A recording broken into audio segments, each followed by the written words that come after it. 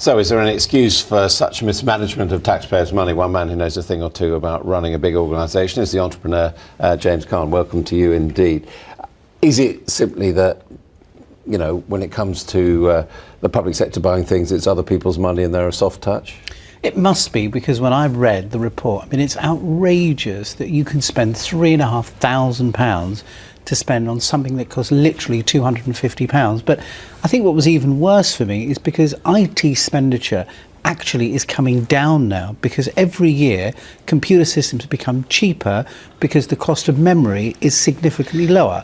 So I mean, do the people selling the services, should they take some of the blame? I mean, they are basically ripping off the public, aren't they? Well, you know, the problem is it depends on what specification that government is providing. So, I mean, one of my businesses recently was looking to buy an IT system, and we got a quote, I think it was something like £500,000 for this particular project if you bought the actual hardware.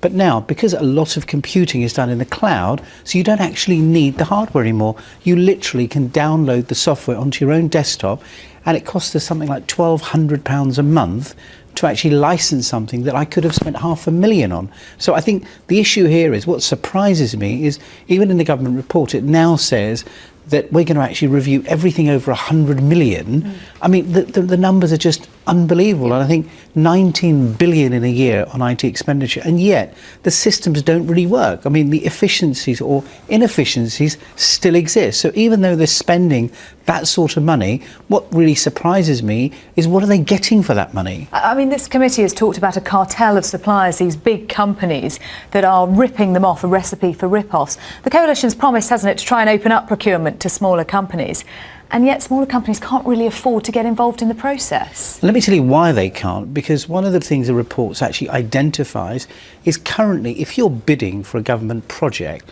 it takes 77 weeks in order to get a decision. So we're talking about a year and a half, really. You can't. You'd go bust. I mean, literally, so when they say, let's open it up to the SME market, in theory, that sounds okay, but how does an SME wait 77 weeks, you know, by the time somebody, you imagine, because if they get a no, you've wasted a whole year of resource. So I think the procurement system itself doesn't work.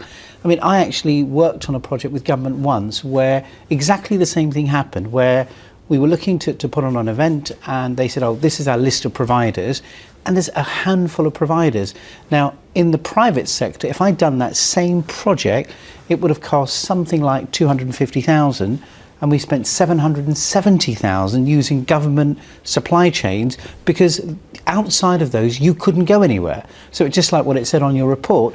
You know, 80% is coming from 18 suppliers. So frankly, it almost is a cartel, because where's the freedom to get the best deals at the right time? But the problem, of course, against that, it would be the argument that this is the public's money, therefore you've got to have proper checks in place, because otherwise there could be abuse. Proper checks when you're spending £3,500 on something that costs £250, or a box of copier paper that costs £8 that you're paying £75. Where are the checks and balances? And the Audit Commission is there, isn't it, as a spending watchdog? But as one of the papers was suggesting today, the Audit Commission has been spending money on branded fish and chips for entertainment. Well, I think the Audit Commission itself needs to be audited, because clearly there's Is there a culture problem? There must be, because some of the statistics in his report, I think, you know, I was reading the Philip Green report. He was saying that he, without firing one individual, could have taken 20 billion of expenditure out. Now, the government right now is going through this huge cost-cutting exercise, but what they're targeting is people. But actually, it's not necessarily just the people, but it's that huge wastage factor, because to spend money on things that, the question is, do we really need it? Because half the problem is, when you look at what they buy, the systems don't work anyway. So I think you've got problems at both ends of the scale. Whether spending £16 billion, I think if I was running that business, firstly, I'd want to know, what did I get for the 16 billion? Okay, so what is your prescription? We accept the report, we accept there's this problem. How can it be sorted out? I think, number one, if the subject's about IT, the first thing I would say is, please learn how to use IT, because right now the one thing you can do with IT is make your systems more transparent. So if you look, for the sake of argument, in the insurance industry or the medical industry today, what they've got is a tariff of prices. So they say, if you're going to have an operation done and it's a hip replacement, we know that should cost X amount of money. So you can go to whichever hospital you like, but we're not going to pay more than X. So there's complete transparency and complete control.